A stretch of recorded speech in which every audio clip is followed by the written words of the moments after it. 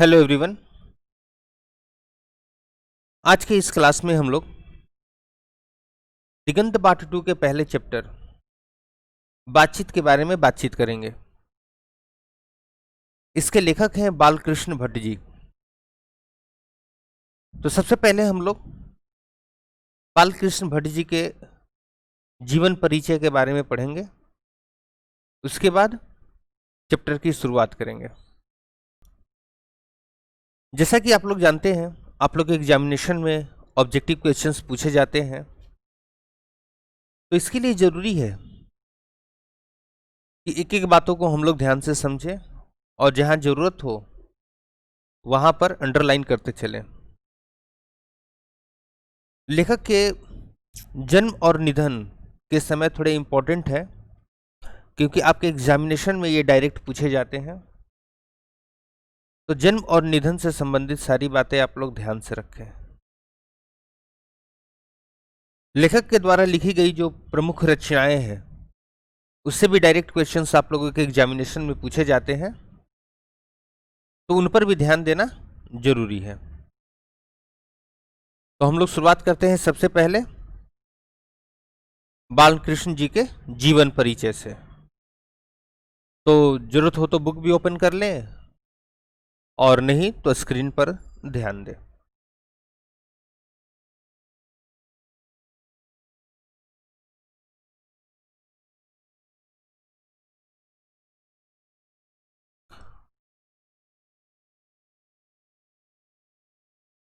तो सबसे पहले इनके जन्म का समय 23 जून 1844 और इनके निधन 20 जुलाई 1914।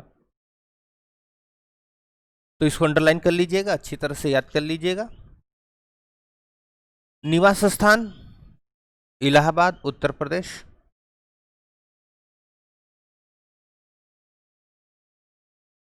इनका जन्म प्रयाग में हुआ था, लेकिन आपके किताब में इलाहाबाद उत्तर प्रदेश ना, तो आप इसी को ध्यान में रखिएगा, इलाहाबाद ही ध्यान में रखिएगा। अगर बातचीत करें माता पिता की, तो माता का नाम पार्वती देवी एवं बेनी प्रसाद भट्ट इनके पिता का नाम। परिवार काफी सुखी संपन्न था, एक प्रतिष्ठित परिवार था जिस परिवार में इनकी जन्म हुई थी। पिता एक व्यापारी थे और माता एक सुसंस्कृत महिला, जिन्होंने बालकृष्ण भट्ट के मन में अध्ययन की रुचि एवं लालसा जगाई।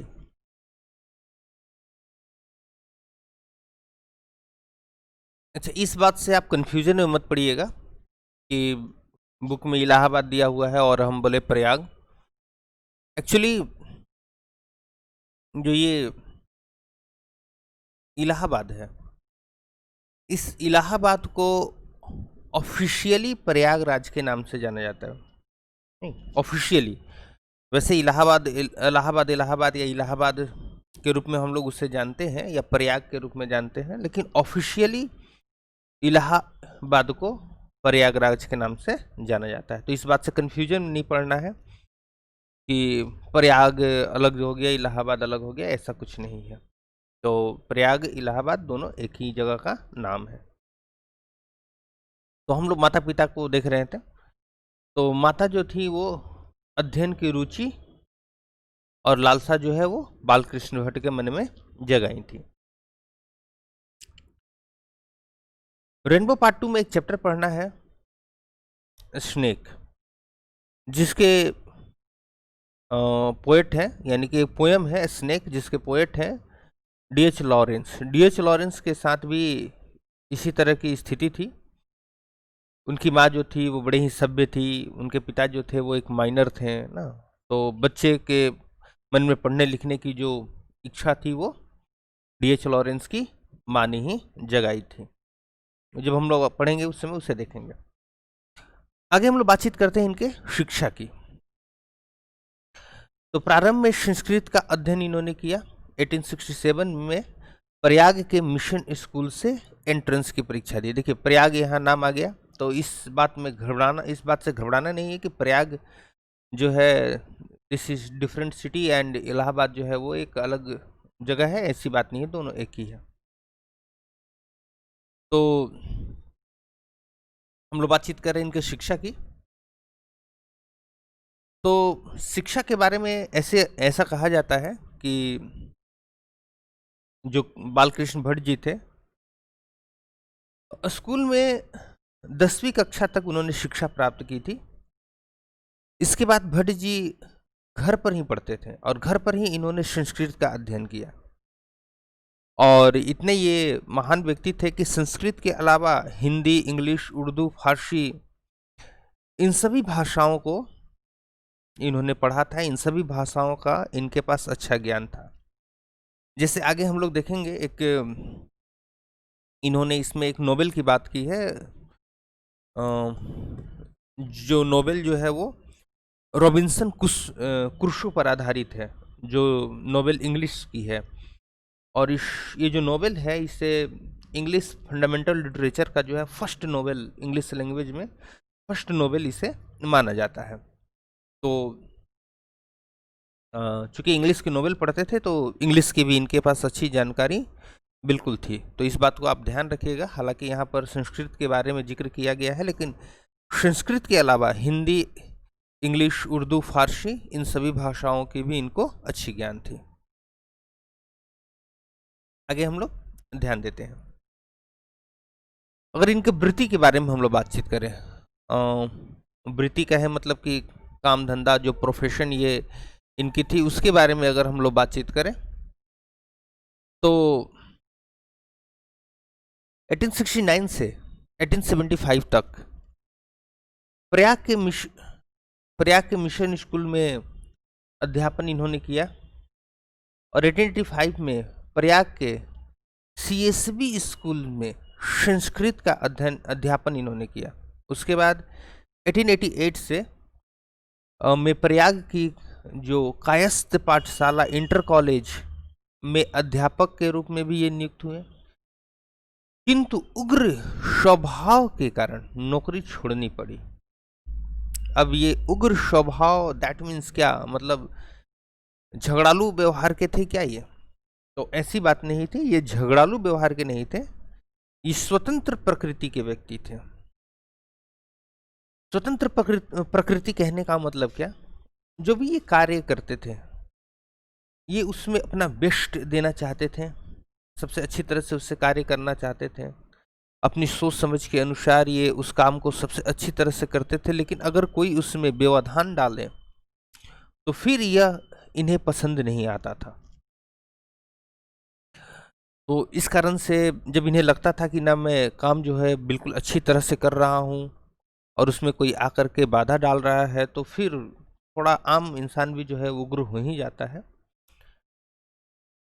तो इन्होंने जो थी उस नौकरी को ये छोड़ दिए। उसके बाद लेखन कार्य पर ही निर्भर हो गए। जो ये लिखने का जो इनका कार्य था, साहित्य से संबंधित जो इनके कार्य थे लेखन के, उस कार्य पर ये बिल्कुल निर्भर हो गए और उसी से अपनी ये जीविका चलाने लगे। विशेष परिस्थिति की अगर हम लोग बातचीत करें तो विशेष परिस्थिति, पिता के निधनोपरांत पैतृक व्यापार संभालने के नाम पर गृह कलेश का सामना। तो ये तो सामान्य सी बात है ना, व्यापार पर कौन अपना कब्जा करेगा ना, इस कारण से ये नॉर्मल सी बात है। पैतृक घर छोड़ घोर आर्थिक संकट से जूझते हुए हिम्मत से काम लिया और साहित्य के प्रति समर्पित रहे। उस काम को इन्होंने छोड़ दिया। कुछ समय तक तो इन्होंने व्यापार संभाला, जो घर का अपना व्यापार था, लेकिन जब दूसरे उस पर अपना अधिकार जमाने लगे तो इन्होंने उस काम को बिल्कुल छोड़ दिया। और उस काम को छोड़ने के बाद ये बिल्कुल फ्री हो गए और पूरी तरह से जो है ये साहित्य के प्रति समर्पित हो गया। अपना लिखने का जो काम इनका था उसको इन्होंने शुरू कर दिया। रचनात्मक सक्रियता जरा देखा जाए तो भारतेंदु हरिश्चंद्र की प्रेरणा से हिंदी वर्धनी सभा प्रयाग की ओर से 1877 में हिंदी प्रदीप नामक मासिक पत्रिका निकालना प्रारंभ किया।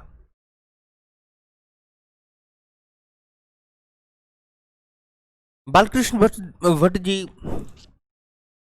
हिंदी का प्रचार करना चाहते थे। वो चाहते थे कि जो हिंदी भाषा है वो आम लोगों तक बिल्कुल पहुंचे, इस लोगों की जो है रुचि हिंदी भाषा में बढ़े, लोगों का ज्ञान जो है वो हिंदी भाषा में बढ़े, लोग इस भाषा की तरफ आकर्षित हों।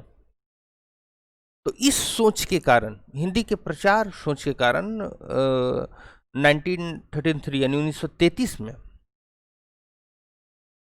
जो संवत के हिसाब से देखा जाता है उसके हिसाब से इन्होंने जो है हिंदी वर्धनी सभा का जो है वो आयोजन किया था।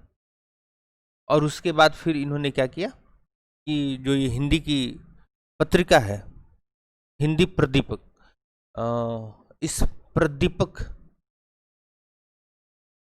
का जो है वो मासिक रूप से उसे निकालना शुरू कर दिए और इसे वो 33 वर्षों तक चलाते रहे। क्योंकि ये एक अच्छे पत्रकार भी थे, भाषा की अच्छी जो है इन्हें नॉलेज थी, तो इस हिंदी प्रदीप का जो है वो संपादन भी खुद करते थे। और यही नहीं, और भी एक दो पत्रिकाएं जो है ये संपादित करते थे। तो इसे वे 33 वर्षों तक चलाते रहे। इसमें नियमित रूप से सामाजिक, साहित्यिक, नैतिक, राजनीतिक विषयों पर निबंध लिखते रहे। 1881 में वेदों की युक्तिपूर्ण समीक्षा की। 1886 में लाल श्रीनिवास दास के संगीता स्वयंवर की कठोर आलोचना की। उनके द्वारा ये लिखी गई एक रचना है जो इन्हें पसंद नहीं आई थी।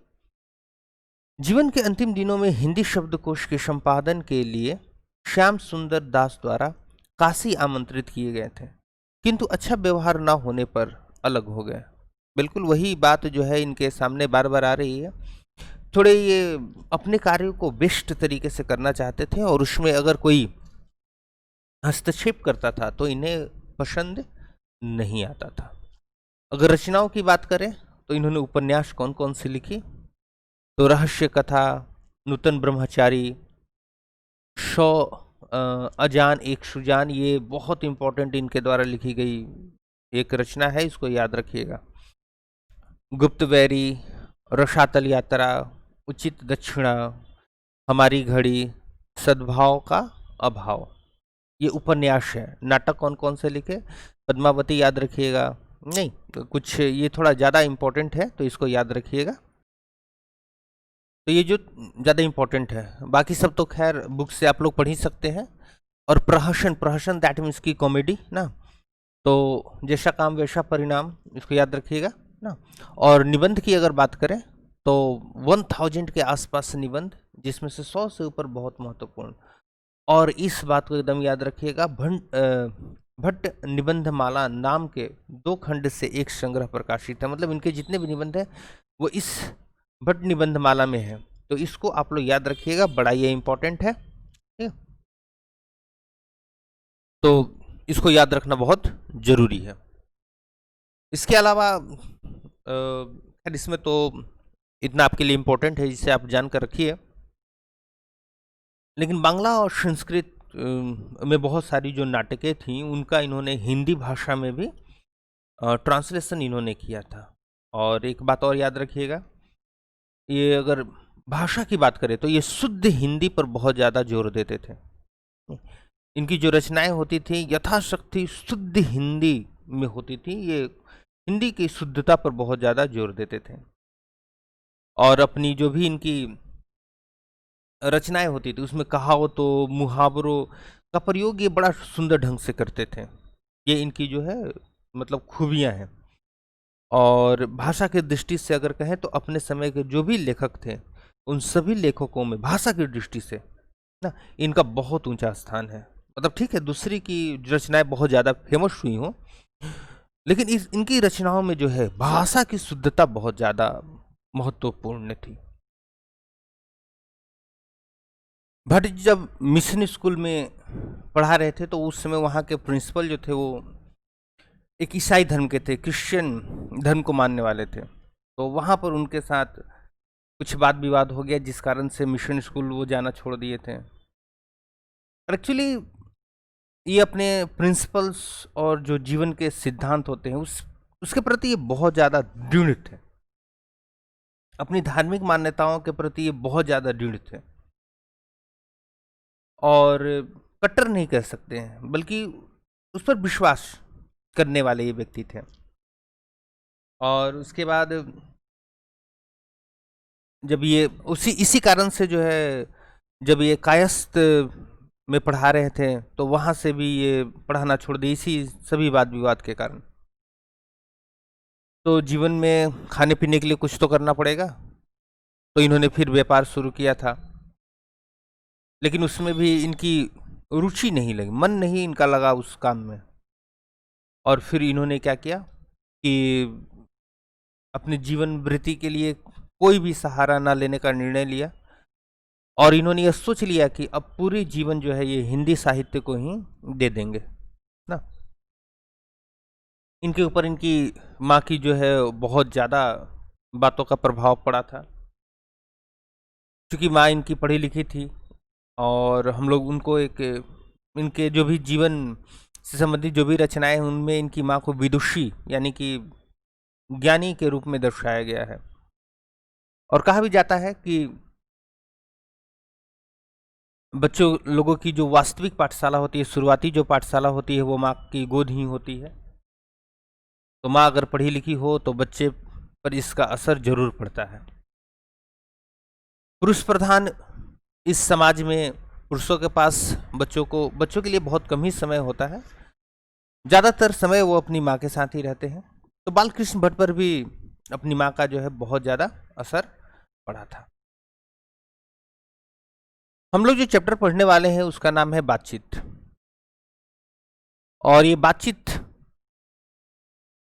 शीर्षक ही जो है वो अपने आप में ही एक अजीब तरह का जो है वो एहसास कराता है कि आखिर ऐसे चैप्टर में आखिर लेखक ने लिखा क्या होगा। बहुत गंभीर ये विषय तो है नहीं, लेकिन ऐसी बात नहीं है। बालकृष्ण भट्ट जी जो है वो आंख, नाक, कान ना, कल्पना, आत्मनिर्भरता, ऐसे विषयों को भी लेकर के निबंध लिख चुके हैं और उसके अपने ये गहन विचारों को इसमें दर्शाते हैं। तो ये कोई इनके लिए नई बात नहीं है। तो बातचीत में आखिर इन्होंने किस चीज के बारे में बातचीत की है ना, तो इसको जरा हम लोग समझने की कोशिश करेंगे इस चैप्टर में। बालकृष्ण ने अगर इस टॉपिक को चुना है बातचीत, दैट मीन्स कि वो इसके बहुत सारे आयामों को, बहुत सारे जो फॉर्म है उसको वो दर्शाने की कोशिश इसमें कर रहे हैं। बातचीत को वो हमारे जीवन का एक महत्वपूर्ण पार्ट बता रहे हैं ना। ये कहते हैं कि ये हमारे लिए past and partial, that means कि बहुत इंपॉर्टेंट बातचीत है। फिर बातचीत के कितने रूप हो सकते हैं उसको इन्होंने इसमें दर्शाने की कोशिश की है।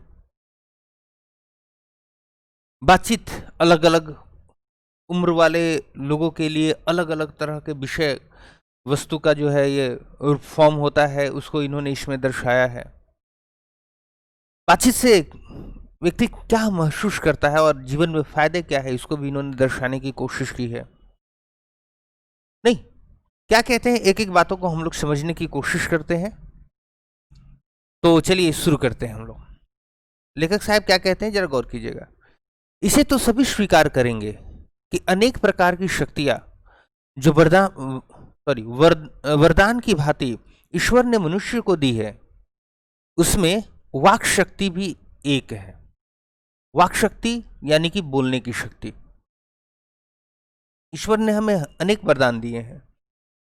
कौन कौन से वरदान हो सकते हैं आप खुद सोचिए। देखने की, सुनने की ना, अपने हैंड को यूज करने की ना, चलने की, फिरने की, सोचने की, बहुत सारे वरदान ईश्वर ने हमें दी है। उन सभी वरदानों में से वाक शक्ति यानी कि जो बोलने की शक्ति है वो भी एक वरदान ही है। नहीं, यदि मनुष्य की और इंद्रियां अपनी अपनी शक्तियों में अविकल रहती और वाक शक्ति मनुष्यों में ना होती, तो हम नहीं जानते कि इस गूंगी सृष्टि का क्या हाल होता। अब एक वर्ड आया है अविकल। तो अविकल मतलब क्या होता? अविकल मतलब जैसे अनट्रबल्ड, बिना किसी परेशानी की। यानी कि मनुष्य की और इंद्रियां, जो आपके और इंद्रियां हैं, आंख, नाक, कान, त्वचा, ये सारी जो है, ये अगर अविकल होती, अनट्रबल्ड होती, इसमें कोई परेशानी नहीं होती, सब सही तरीके से काम करती, और वाक शक्ति मनुष्यों में ना होती, लेकिन हम बोल ही ना पाते, बाकी सारी इंद्रियां हमारी काम कर रही हैं, हम देख रहे हैं, हम सुन रहे हैं, स्वाद ले रहे हैं, सारे काम कर रहे हैं, लेकिन हम बोल ही ना पा रहे हो। अगर ऐसी होती तो हम नहीं जानते, लेखक साहब कहते हैं हम नहीं बता सकते हैं कि इस गूंगी सृष्टि का क्या हाल होता। यानी कि जो सृष्टि पूरी गूंगी होती, क्योंकि हम बोल ही नहीं पाते। जब बोल ही नहीं पाते तो इस सृष्टि का क्या होता, यह बात बताना मुश्किल है। सब लोग लुंज पुंज से हो मानो कोने में बैठा दिए गए हों। लगता है जैसे बेकार का व्यक्तियों को जो है, दिन भर आप सब देखते हैं, सारा काम करते हैं, और फिर बोल ही नहीं पाते तो क्या करते, जा करके किसी कोने में चुपचाप बैठ जाते हैं। नहीं, क्योंकि आपके मन में जो एहसास आ रहे हैं, मन में जो सोच आ रही है, वो तो आप किसी से व्यक्त नहीं कर पाते, तो क्या करते हैं, चुपचाप बैठे रहते हैं। जो कुछ सुख दुख का अनुभव हम अपनी दूसरी दूसरी इंद्रियों के द्वारा करते हैं, उसे अवाक होने के कारण आपस में एक दूसरे से कुछ न कह सुन सकते नहीं। अब एक वर्ड आया है अवाक। नहीं, what is the meaning of अवाक? अवाक दैट मीन्स स्पीचलेस, यानी कि आप बोल ना पा रहे हो, बोलने की शक्ति आपके पास नहीं हो। तो लेखक कहते हैं पूरे दिन जो सुख दुख हम अनुभव करते हैं अपनी दूसरी दूसरी इंद्रियों से, क्योंकि बाकी सभी इंद्रियां तो अनट्रबल्ड है, अविकल है, नहीं अनट्रबल्ड है, दूसरी इंद्रियों में कोई प्रॉब्लम नहीं है, हम देख रहे हैं, सुन रहे हैं, सारे चीज समझ रहे हैं। लेकिन प्रॉब्लम कहाँ है?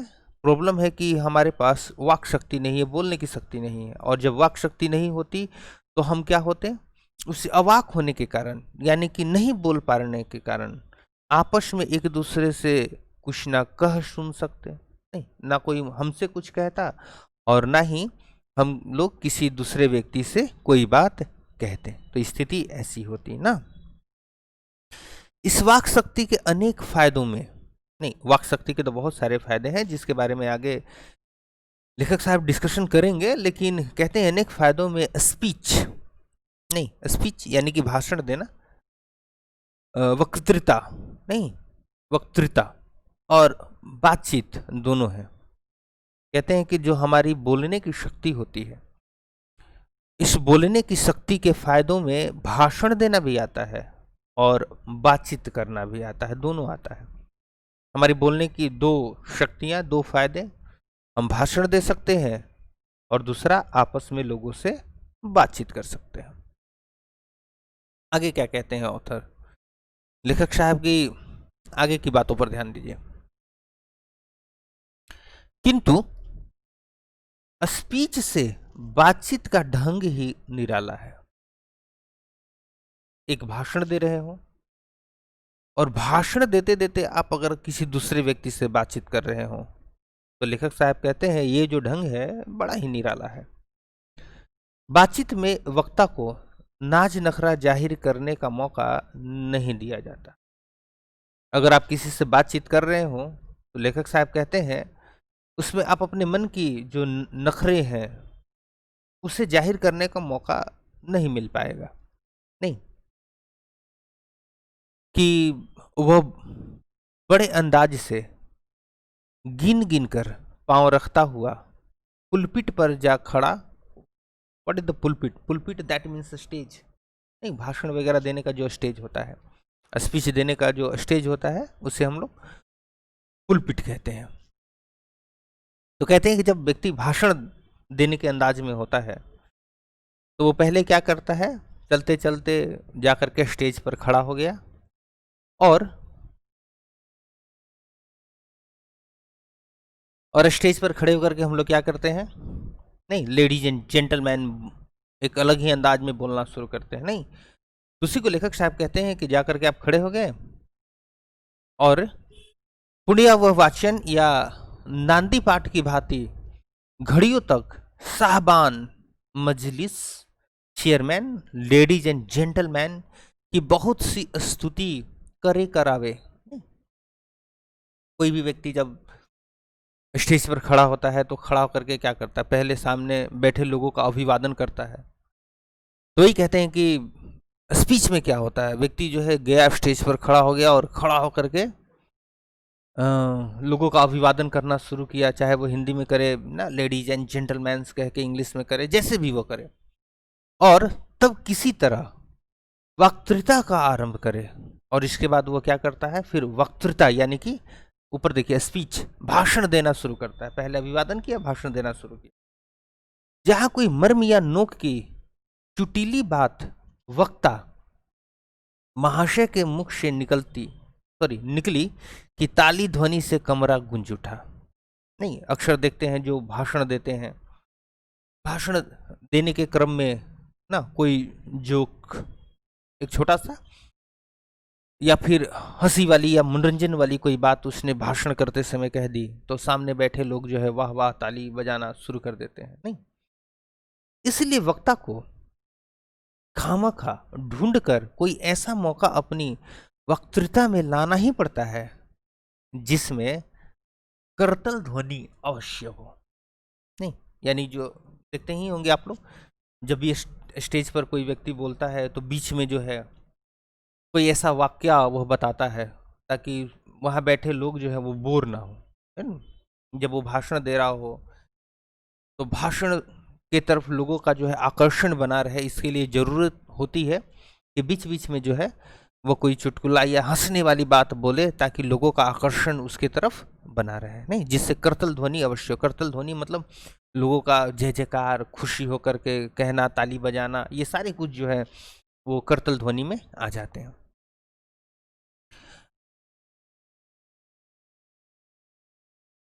तो आज के इस क्लास में हम लोग इस फर्स्ट पैराग्राफ तक ही रहने दिया जाए। नेक्स्ट जो भी हमारा वीडियो बनेगा उसमें हम लोग सेकंड नंबर पैराग्राफ से आगे पढ़ना शुरू किया जाएगा। तो पढ़ते रहें, समझते रहें। अगर हो सके तो इस चैप्टर को आप लोग पहले भी पढ़ लें, अगर पहले पढ़ लेंगे तो थोड़ी समझने में और आसानी रहेगी।